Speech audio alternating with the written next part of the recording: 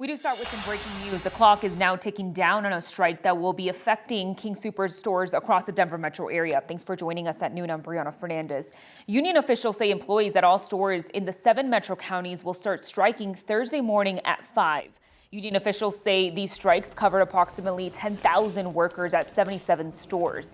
The employees of stores in the metro counties okayed a strike last Thursday. Over the weekend, workers in Colorado Springs and Pueblo also voted to walk off the job. But last Friday, King Soopers officials said stores will stay open because they plan to hire temporary workers to fill in the gap at its stores.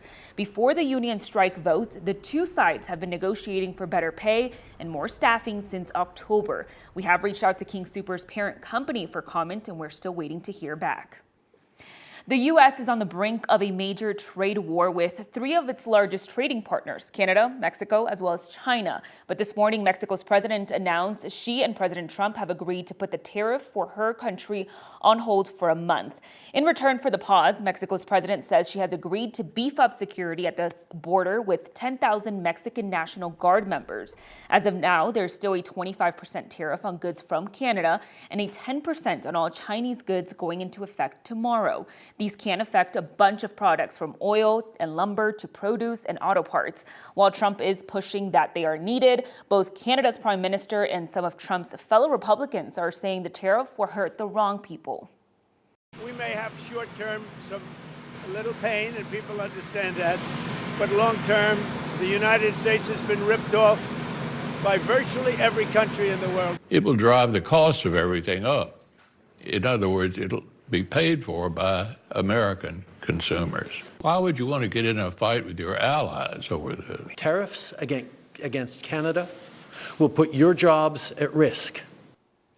Trudeau has threatened retaliation tariffs, while China said it will file a lawsuit with the World Trade Organization.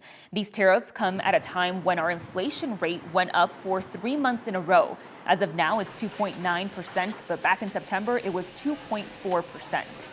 Food banks and nonprofits in the metro area are starting to worry that those who will feel the potential impact of tariffs are most likely those who are already struggling. Broomfield Fish says the need has only gone up with an 11% jump from 2023 to 2024. And with tariffs, they worry that that percentage will only continue to grow. While Broomfield Fish relies heavily on donations, they also purchase some of their food. So if prices do end up going up, it could mean less purchasing power while more people are in need. We are very worried about what the future holds for us, especially if prices increase at the grocery stores. We worry because we're worried about donations coming in and people not being able to afford food for their own families, so they're not donating to fish, right? And we worry about having enough food for families here so that they can get their nutritional needs met. So besides fruits and vegetables from Mexico, we could also see a strain on liquor, beer, meat, as well as grains. Today, Defense Secretary Pete Hegseth will head to the southern border to meet with military members in El Paso, Texas. Those members are part of a joint task force north and working to crack down on illegal immigration along the U.S.-Mexico border. On Friday, the Pentagon announced it is preparing to deploy around 1,000 troops to help with Border Patrol agents. Hegseth said he will call upon resource forces, National Guardsmen, and active duty personnel to provide additional support. Now, it is a beautiful day here. You can see it right there on your screen outside of the Denver metro area. And we're already in the 70s right now, which is not normal this time of year. So joining me now is Keely Chalmers with our 9 News Weather Impact team.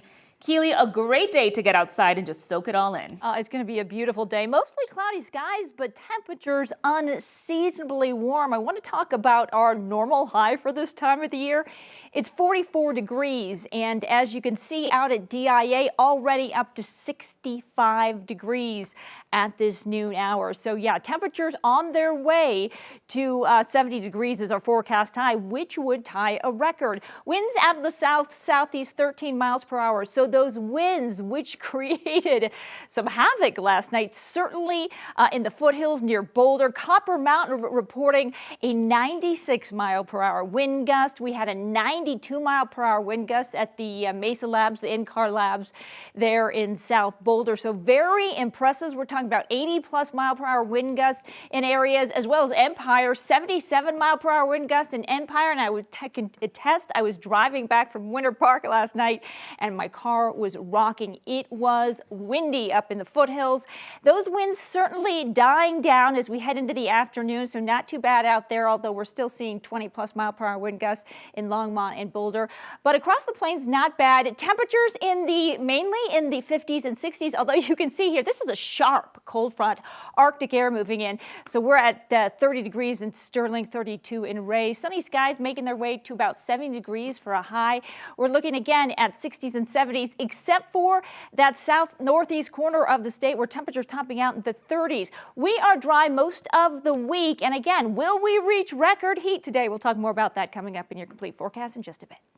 Keely, thank you so much. New at noon, Poudre Fire says crews responded to a confined space operation this morning. So this happened in the area of South College Avenue and East Horsetooth Road just before 9 this morning. So when we got to the scene, city crews told 9 News this turned into a death investigation. They added 2 people died. They were found in the city's underground pipe system. We've reached out to Fort Collins Police for more details on this death investigation. The department says that this caused a slight traffic disruption along southbound College Avenue. It has since cleared up. So of course, once new details become available, we'll definitely keep you updated both on air as well as online. Happening right now in Clear Creek County, the retrial of former deputy charged with playing a part in Christian Glass's death is underway. Jury selection started at 8 this morning in the Andrew Buin trial. He's a person being held responsible for shooting and killing Glass in June of 2022. Glass had called police for help on a remote road near Silver Plume while he appeared to be having a mental health crisis. Buin's first trial ended last April with a jury deadlock on a second-degree murder charge, but that jury did convict him on a misdemeanor charge of reckless endangerment. Aurora police are still looking for a shooter who pulled the trigger inside a restaurant and sent 1 person to the hospital. So this all happened around 9:30 last night at the Panda Buffet on East Mississippi Avenue. We know 1 person was taken to the hospital with serious injuries, but it's expected to be okay. No suspect information is available, and police say the language barrier made gathering information very challenging. But if you have any information about this shooting, you're asked to call police. Now, we're still waiting to learn what led up to a shooting in Washington Park yesterday afternoon. Police were called a little before 2:30 to the west side of the park near Kentucky and Downing. 1 person was hurt, but is expected to survive. Police tell us a suspect was arrested about a block away. Now, 3 people are recovering, and police are still looking for a suspect after a shooting at a house party that happened Saturday night. So this happened just off Leroy Drive in Northglenn. So this is near I-25 and 104th Avenue. At first, Northglenn police say they got a call about 1 person shot. But while they were on their way, 911 dispatchers say callers told them multiple people were shot during an argument at that party. Police say it involved people from 2 different homes. Investigators say 3 people were hurt, 2 suffering serious injuries, and 1 with minor injuries. No arrests have been made, but we are working to gather more information for you.